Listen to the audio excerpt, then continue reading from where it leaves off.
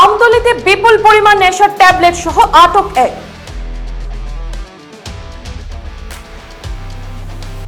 নমস্কার, আপনারা দেখছেন নববার্তা টুডের সঙ্গে আছে আমি সুস্মিতা। বাংলা নববর্ষের দ্বিতীয় দিনে এক নেশা বিরোধী অভিযানে বড়সড় সাফল্য পেল ত্রিপুরার আমতলী থানার পুলিশ।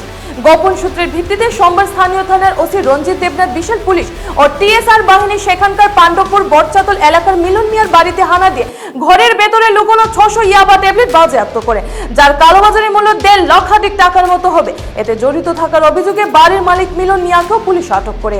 পাথারকান্দি থেকে মলয় কুমার দাসের রিপোর্ট।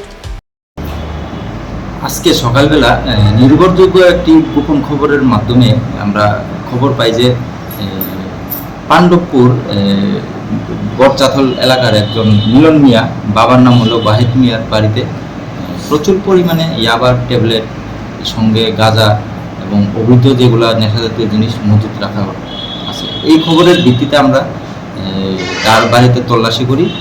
সঙ্গে ছিল বিএসএফের আমরা বর্ডারে যারা ডিউটি দেয় তার সাথে জয়েন্ট তল্লাশি করার পর মিলন মিয়ার বাড়ি থেকে প্রচুর পরিমাণে ইয়াবার ট্যাবলেট, 1 পুতলা গাঁজা এবং 2টি মোবাইল সিজ করা হয়। সম্ভবত এই জিনিসগুলা পাচারের জন্য বর্ডার এরিয়া মজুত করে রাখা হয়েছিল। এমন পরবর্তী সময়ে আরও আমাদের তল্লাশি অভিযান জারি থাকে। স্যার, যে অভিযুক্তকে আপনারা আটক করতে পেরেছেন তার বাড়ি থেকে যে মতিনগর সীমান্ত স্যার কতটুকু দূরে হবে? বেশি দূরে হবে না, মোটামুটি 200 থেকে 300 মিটার দূরেই তার বাড়ি অবস্থিত।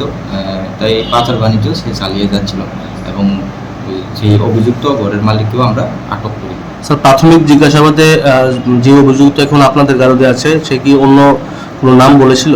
না, আপাতত কারোর নাম বলিনি। এবং তদন্তের মাধ্যমে এটা নাম জানা হবে, বের করা হবে, তদন্তের পরে লেখা হবে। আমরা জাস্ট একটা তদন্ত কেস রেজিস্টার, এনডিপিএসে কেস রেজিস্টার করার পর তদন্ত করা হবে। তখন আমরা আসল রহস্যটা উদ্ঘাটন করব।